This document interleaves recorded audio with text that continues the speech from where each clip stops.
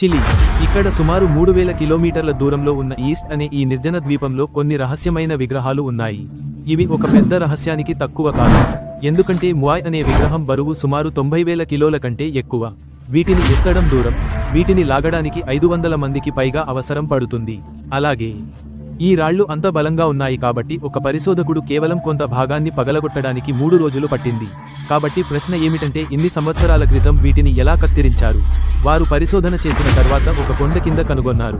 దీని ద్వారా ఈ విగ్రహాలను కొండ నుండి కత్తిరించి తయారు చేశారు. ఒక విగ్రహాన్ని తయారు చేయడానికి 12 మందికి 1 సంవత్సరం పట్టిందని అంచనా.